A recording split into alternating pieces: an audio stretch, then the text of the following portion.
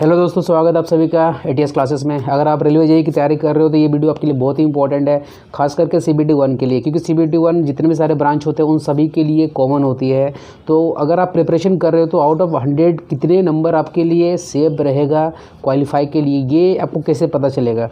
तो उसके लिए मैंने 2019 के जितने भी सारे 21 रेलवे बोर्ड्स थे सबका मैंने रिजल्ट देखकर कटअप जो है वो मैंने नोट करके एक एनालिसिस किया है, और मैं आपको वहाँ पे दिखाऊंगा भी कि भाई किस बोर्ड की कितनी कटअप गई थी जब आरआरबी जेईई सीबीटी 1 का रिजल्ट आया था 2019 में। जिससे एक आपको ये आइडिया लगेगा कि भाई मुझे कितने नंबर की तैयारी करनी है, और अगर आपको अच्छी पोस्ट चाहिए तो उस पोस्ट के लिए भी आपको कितना ना ज़्यादा कटअप लाओगे, कि ताकि आप जब फॉर्म भरोगे सीबीटी 1 का तो सारे पोस्ट के लिए आप एलिजिबल हो जाओगे। तो इस चीज़ को अगर आपको समझना है तो उसके पहले मैं आपको किसी एक बोर्ड के बारे में पूरा डिटेल में बताऊंगा, और वो बोर्ड जिसमें मैंने फॉर्म भरा था और मेरी क्या पोस्ट प्रेफरेंस थी और उस पोस्ट प्रेफरेंस की कितनी कटअप गई हुई थी। तो जब मैं आपको यहाँ पे दिखाऊंगा एक बोर्ड का तो आपको सब कुछ क्लियर हो जाएगा कि इस तरीके से आपकी एक गलती, अगर आप पोस्ट मान लो गलत अगर डाल देते हो प्रेफरेंस में, तो भाई आप आगे बहुत ज़्यादा पछताने वाले हो। इसलिए वीडियो पूरी देखना ईमानदारी के साथ। बहुत कुछ यहाँ आपको डाउट क्लियर होने वाला है, खास करके कि सीबीटी 1 में आपकी कितनी टारगेट होनी चाहिए और क्या क्या गलती हो सकती है आपसे। देखो, फर्स्ट ऑफ ऑल हम लोग बात करेंगे स्टार्टिंग से कि टोटल कितनी आरआरबी बोर्ड्स है। 21 आरआरबी बोर्ड है, आपको भी पता है।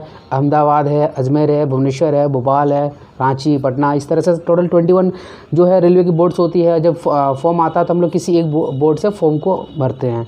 तो जब 2019 में इस तरह से जब दिसंबर 2018 में आई थी आपकी वैकेंसी, बट 2019 में फॉर्म का फिलअप हो रहा था 2019 में जनवरी में। तो जब फॉर्म वैकेंसी आई हुई थी तो अप्रॉक्स 13,000 के आसपास जो है रेलवे जेईई की वैकेंसीज थी, और हर एक बोर्ड की एक अपनी अलग अलग वैकेंसी रहती है। उस टाइम बोला गया था कि जो आरआरबी जेईई सीबीटी 1 है उसमें जो रिज़ल्ट होंगे वो 15 टाइम्स ऑफ सीट होगी। मतलब अगर एक सीट किसी आरआरबी बोर्ड में है तो वो सीबीटी 2 के लिए 15 कैंडिडेट को वहाँ पे वो क्वालिफाई करेंगे उस बोर्ड के लिए।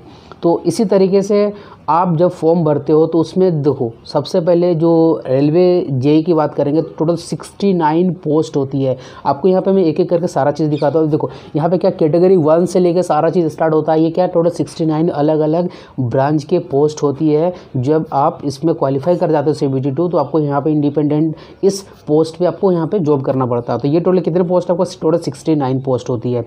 तो हर एक बोर्ड जो होते हैं उनको टोटल 69 पोस्ट नहीं चाहिए होता। सपोज़ कोई एक बोर्ड है, उसको मान लो उसमें 5 ही जो आपके पोस्ट होते हैं उसी के वैकेंसीज खाली है, तो आप क्या कर सकते हो, जब आप फॉर्म भरोगे तो आपको 5 ही वो पोस्ट ऑप्शन दिखेंगे। तो भाई आपको ये भी तो पता होना चाहिए कि भाई कौन सा पोस्ट अच्छा है नहीं है।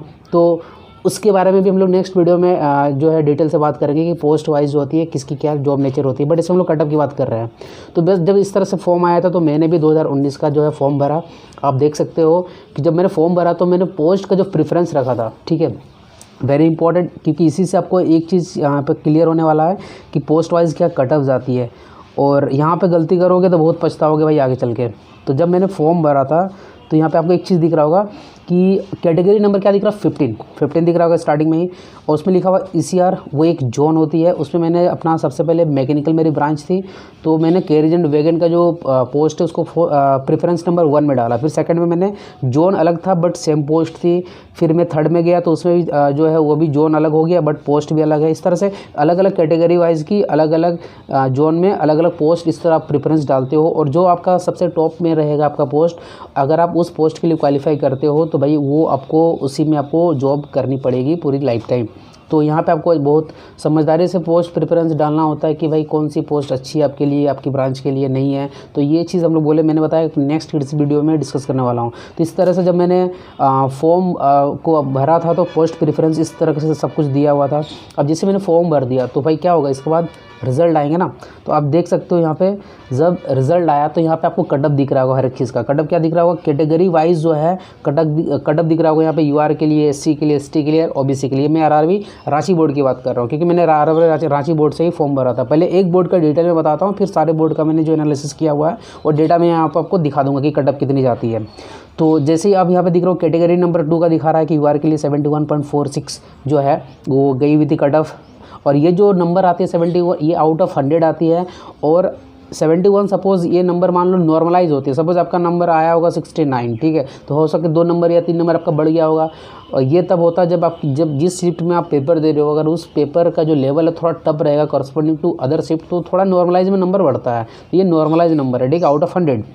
तो अगर बात करें तो जैसे कि यहाँ पे देख सकते हो एससी का जो है कैटेगरी नंबर 2 में कोई पोस्ट नहीं थी, किसमें, आपकी रांची बोर्ड में। तो इस तरह से देखो, आप देखो कैटेगरी नंबर 2, 3, 12, 15, 17, 18, 14, ठीक है, 12, 53, 54, 63, 64, मतलब इतने सारे पोस्ट जो है वैकेंसी खाली थी आरआरबी रांची में। तो इन्होंने सबका कट ऑफ जो है डिसाइड कर दिया। अब मैं यहाँ आपको दिखाता हूँ, आपको तो ये समझ में आ गया कि कैटेगरी वाइज हर एक पोस्ट की एक अलग कट ऑफ निकल के आती है। अब समझ में आएगा आपको कि भाई एक एक नंबर की यहाँ वैल्यू क्या होती है। अब आप देखो मेरा रिज़ल्ट, अभी आपको CBT 1 में जो मेरा रिज़ल्ट आया था ना, अब उसको देखो। CBT मेरा 1 में जो रिज़ल्ट आया हुआ कितना था आपका 76.33 मेरी रो मार्क्स थी। तो कटअप जो है मतलब नॉर्मलाइज होकर कितना बन गया 78.9 आउट ऑफ 100। अब मैं देखने वाला हूँ कि मैंने जो स्टार्टिंग में पोस्ट डाला था प्रेफरेंस, क्या मैं उन सारे पोस्ट के लिए कैटेगरी वाइज में क्वालिफाई किया हूँ कि नहीं किया हूँ। चलिए हम लोग देखते हैं यहाँ पे। तो जैसे ही मेरे यहाँ पे जो है नंबर आ गया 78.9, तो मैंने फिर क्या किया, अपना जो फॉर्म भरा हुआ था उस फॉर्म को भाई मैंने देखा कि मेरे कौन कौन से पोस्ट के फॉर्म भरे हुए थे। तो मैंने देखा कैटेगरी नंबर 15 था, 17 था, 18 था, 40 था, 44 था, 53 था, ठीक है। तो ये सारे कैटेगरी नंबर वाइज जब मैंने नोट किया, उसके बाद जो कटअप गई हुई थी वो उस कटअप का बोर्ड का देखा मैंने। तो देखा मैंने कि जो 15 है उसकी जो जीवार की कटअप थी 67 थी, 17 के लिए 73.84 थी, ठीक है, 44 पोस्ट के लिए 75.5 थी। तो मैंने इस तरीके से देखा कि मैंने अगर 78.9 नंबर लेकर आया हुआ हूँ तो मैं सारे पोस्ट के लिए जो है क्वालिफाई कर गया हूँ। तो सपोज़ करो कि मेरी नंबर ओनली 67.63 आती, ठीक है, मैं ओनली यही आता, तो मैंने जो इतने सारे पोस्ट के लिए मैं एलिजिबल था। बट जब मेरी नंबर 67.623 आ जाएगी तो मैं ओनली केवल किस पोस्ट के लिए आपका एलिजिबल रहता, जो कैटेगरी नंबर 53 आप देख सकते हो जो मैंने भरा था, जूनियर इंजीनियर इलेक्ट्रिकल TRD। क्योंकि मैकेनिकल और इलेक्ट्रिकल की जो पोस्ट होती है वो कॉमन होती है, क्योंकि मैकेनिकल एंड अलाइड इंजीनियरिंग ये आता है, ठीक है। तो अगर मैं 67 पॉइंट समथिंग लाता तो मैं सिर्फ केवल एक किसी पोस्ट के लिए क्वालिफाई कर पाता CBT 2 के लिए। लेकिन जैसे ही मैंने 78 पॉइंट समथिंग मेरा नंबर बन गया तो मैं क्या किया कि जितने भी सारे पोस्ट होती मैंने प्रेफरेंस में यहाँ पर डाला हुआ हूँ, उन सारे पोस्ट के लिए मैं CBT 2 में क्वालिफाई कर गया। तो ये आपको समझ में आ गया होगा कि उस टाइम अगर मैंने RRB रांची से अगर मैंने फॉर्म भरा होगा तो सबसे बेस्ट स्कोर अगर जनरल के लिए अगर आप देखोगे, तो अगर मैंने जो यहाँ पे एनालिसिस करके आपका देखा कि जो हाईएस्ट कटअप गई हुई थी आपका RRB रांची बोर्ड से, तो आप देख सकते हो कितना गया हुआ था इसका आपका गया हुआ है 1 मिनट में आपको दिखाता हूँ यहाँ पे। हाँ, तो RRB रांची के लिए UR के लिए अगर देखो आप देख सकते हो 75.51 हाईएस्ट कटअप है। मतलब जिनका ये नंबर आया होगा वो सारे पोस्ट के लिए, चाहे OBC हो, चाहे SC हो, चाहे ST हो, वो सॉरी UR के लिए वो सारे पोस्ट के लिए एलिजिबल हो गया होगा। और मिनिमम जो कटअप गया 49.48, बट वो सीट जो है वो कैटेगरी नंबर 2 के लिए कटअप था, तो वो PA के लिए, सिविल ब्रांच के लिए था, इसलिए मेरा पोस्ट प्रेफरेंस इसमें नहीं दिख रहा होगा। तो जो बंदा 49.48 मिनिमम नंबर लाया होगा सिविल का लड़का, तो वो सिर्फ किसी एक उस पोस्ट के लिए वो CBT 2 में क्वालिफाई कर गया होगा। OBC की बात करोगे तो सबसे बेस्ट नंबर था 71.66 और सबसे मिनिमम था उसके लिए 39.04, ठीक है। और 39.04 का मतलब ये हुआ कि हो सकता है आप जिस ब्रांच से भरे हो, अगर उस ब्रांच में वो पोस्ट रहा होगा तभी उसकी कटअप 39.04 मिनिमम होगी। लेकिन सबसे बेस्ट स्कोर क्या होगा OBC के लिए 71.66। अगर SC की बात करोगे तो सबसे बेस्ट स्कोर है 55.42 और किसी एक पोस्ट में मिनिमम जो स्कोर गया हुआ था वो था 30.08। ST के लिए बात करूँगा तो 58.62 और किसी एक पोस्ट के लिए 38.28। मतलब ये समझ में आ गया कि UR के लिए अगर आप 76 नंबर लाए हो तो मतलब वेरी गुड है, सारे पोस्ट के लिए क्वालिफाई करोगे। OBC में 72 था, RRB रांची की बात कर रहा हूँ यहाँ पे, और SC के लिए आपका 56 बेस्ट स्कोर रहेगा और ST के लिए आपके यहाँ पे 59। तो क्लियर हो गया कि आपको तो टारगेट करना चाहिए, जो SC ST के कैंडिडेट्स होंगे उनकी टारगेट रहना चाहिए भाई 60 to 65। अगर देखो इतना टारगेट करोगे तभी आप इस रेंज में आ पाओगे, ठीक है। 60 या 70 के बीच में आपको टारगेट रहना चाहिए। और जो बंदे OBC और SC ST के रहते हैं उनका टारगेट होना चाहिए 75 से लेके 80 के बीच, 85 के बीच, तभी जाके आप इस रेंज में आओगे, आपका नंबर जो इस रेंज में आएगा।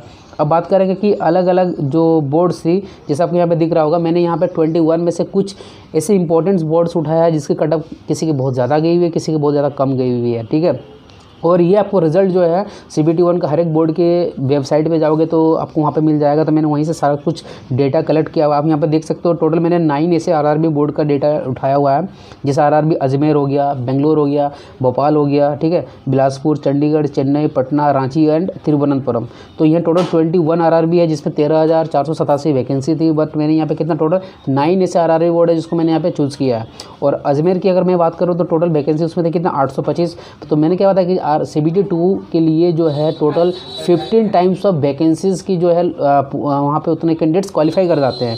तो वहाँ पे कितने क्वालिफाई रिजल्ट आया था CBT 1 के लिए 12,396 के लिए। इसी तरह से हर एक जितने भी सारे मैंने यहाँ पे बोर्ड आपको दिखाया, बेंगलोर में जो है वैकेंसी 708 थी, बट उसमें CBT 2 के लिए कितना 1 के लिए कितना रिजल्ट दिया गया 10,644। मतलब इतने सारे लड़के जो है बैठेंगे कहाँ पे CBT 2 में बैठेंगे। तो अब मैं चलो इंपॉर्टेंट जितने भी सारे बोर्ड है उनकी कटअप दिखाता हूँ CBT 1 में कितना गया हुआ था।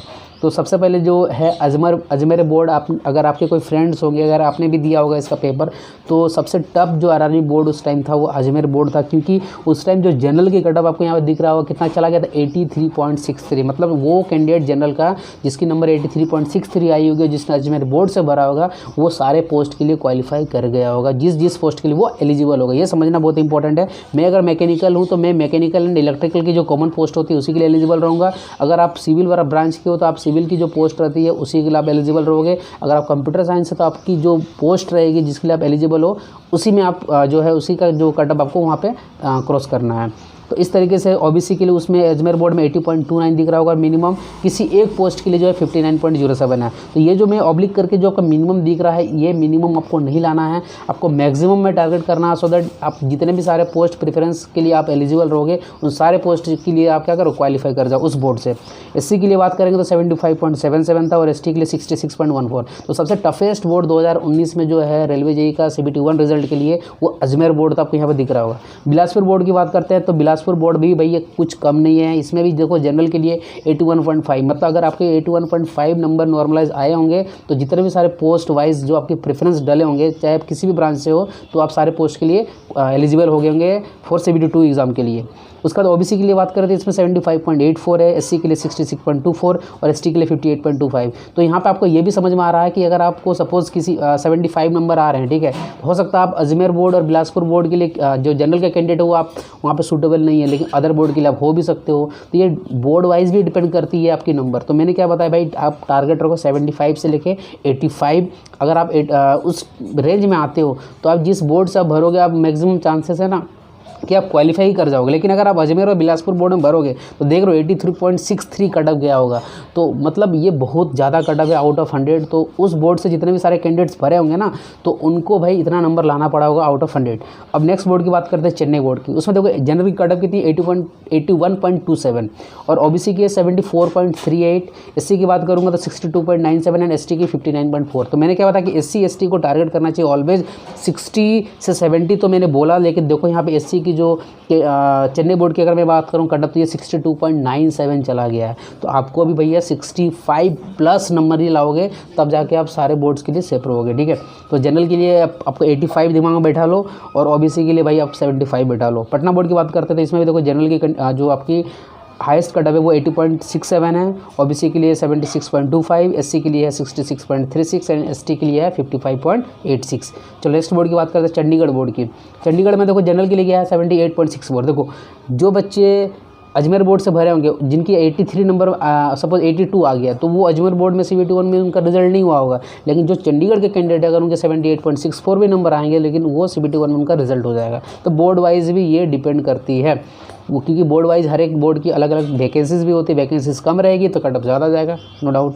OBC की देखो यहाँ पे कितना 75.52, SC की देखो कितना कटअप है 72.28। मतलब आप यहाँ पे 65 पर भी और 70 पर भी यहाँ पे सेफ नहीं हो, समझ रहे हो। तो आपकी भी टारगेट मैं बताता हूँ अभी लास्ट में कि कितनी होनी चाहिए। ST के लिए देखो यहाँ पे 68.96 चंडीगढ़ बोर्ड के लिए है। बेंगलोर बोर्ड की अगर बात करोगे तो देखो जनरल के लिए 78.4, OBC के लिए 71.9, SC के लिए 62.26, ST के लिए 57.42। ये बेंगलोर बोर्ड हो गया। नेक्स्ट बोर्ड तिरुवनंतपुरम का देखते हैं, जनरल के कितना गया 76.59, ओबीसी का 71.04, एससी के लिए 58.25, एसटी के लिए 26.62। और जो आपको ये ऑब्लिक करके जो आपको सबसे मिनिमम कट ऑफ दिख रहा होगा ना, ये मैंने क्या बोला कि हो सकता है आप उस पोस्ट के लिए एलिजिबल हो या नहीं हो, ये डिपेंड करेगा ना कि आप किस ब्रांच से हो और उस ब्रांच से रिलेटेड वो आपका पोस्ट आपके ब्रांच में है कि नहीं। जैसे मैंने मैकेनिकल से था तो मैकेनिकल में आरआरबी रांची का जो मिनिमम कट ऑफ 39 गया हुआ था, मतलब किसी एक पोस्ट के लिए, लेकिन मैं उस पोस्ट के लिए एलिजिबल नहीं था। उसके लिए एक पीवे करके ब्रांच होती है सिविल में, जो पोस्ट होती है, वो सिविल के कैंडिडेट अगर वहाँ पे 40 नंबर भी लाए होंगे तो उनका CBT 1 में UR से भी अगर होंगे तो उनका रिजल्ट वहाँ पे हो जाएगा। तो आपको यहाँ पे मैक्सिमम वाले पे देखना, आपको वो टारगेट होना चाहिए। भोपाल बोर्ड की बात करोगे तो जनरल के लिए देखो यहाँ पर कितना 76.14, ओबीसी के लिए 70.37, एससी के लिए 62.01, एसटी के लिए 53.5।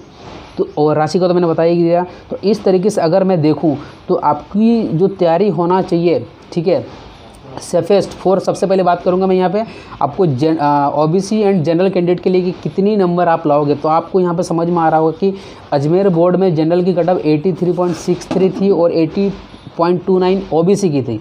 तो नंबर यहाँ पे कितना लाना, आपको टारगेट होना चाहिए आपको 85 प्लस, ठीक है, 85 से लेकर 90 का टारगेट होना चाहिए, तभी जाके इस रेंज में आपका नंबर आएगा। क्योंकि अजमेर बोर्ड में इतनी ज़्यादा कट ऑफ गई है, तो आप जब फॉर्म भरते हो तो आपको पता नहीं रहता कि उस बोर्ड में कितनी कट ऑफ जाने वाली है। तो आप क्यों ना अपना माइंड सेटअप कर लो कि भाई अजमेर बोर्ड की इतनी कट ऑफ गई थी, तो मैं भी जो अपनी प्रिपरेशन करूँगा अजमेर बोर्ड के अकॉर्डिंग ही करूँगा। तो आप जब अजमेर बोर्ड के अकॉर्डिंग करोगे तो डेफिनेटली आपकी जब उतनी नंबर आएंगे तो आप सारे किसी भी बोर्ड में भरोगे तो आपकी जो रिजल्ट रहेगा वो सारे बोर्ड के लिए सेफ हो जाएगा। और SC ST कैंडिडेट के लिए अगर मैं बात करूँ तो मैंने क्या बताया, ओबीसी एंड जनरल के लिए जो आपके टारगेट होना चाहिए वो 85 प्लस नंबर का टारगेट होना चाहिए, ठीक है। लेकिन उस टाइम जो है EWS का कोई कटअप कैटेगरी वाइज का कटअप इसलिए नहीं है क्योंकि वहाँ पे EWS का प्रेफरेंस उस टाइम नहीं दिया गया था। और अगर मैं बात करूँ SC ST का, तो SC ST को जो तैयारी करना चाहिए उनको माइंड सेट करना चाहिए कि चंडीगढ़ बोर्ड में कितनी कट ऑफ गई थी। SC की जो है 72.28 गई थी और ST के लिए 68.96। तो आपका टारगेट यहाँ पर होना चाहिए भाई कि आप 75 का टारगेट लेके चलो, तभी जाके आप अगर इतना का टारगेट लेके चलोगे तो इस रेंज में गिरोगे, और इस रेंज में गिरोगे तो सारे बोर्ड के लिए आप 21 रेलवे बोर्ड के लिए जो है आप सेफेस्ट आपका स्कोर यहाँ पे माना जाएगा, ठीक है। तो यहाँ से आपको एक चीज़ क्लियर हो गया कि अगर आप UR एंड OBC हो तो आपका टारगेट 85 होना चाहिए, और अगर आप SC एंड ST हो तो आपकी जो टारगेट है वो 75 होना चाहिए। अगर आप ये टारगेट लेके अगर CBT 1 की जो तैयारी करते हो तो डेफिनेटली आप जितने भी सारे पोस्ट के लिए आप एलिजिबल रहोगे, हर एक पोस्ट के लिए आप वहाँ पे क्वालिफाई कर जाओगे। वीडियो अगर इन्फॉर्मेटिव लगे तो भाई इसको दोस्तों के साथ शेयर करना, ठीक है। और अगर कोई डाउट है अभी भी अगर आपको कट ऑफ से रिलेटेड तो कमेंट सेक्शन में आप अपना कमेंट करना, मैं वहाँ पे आपको रिप्लाई करता हूँ। तो फिर मिलते हैं नेक्स्ट वीडियो में। So guys, thanks for watching this video.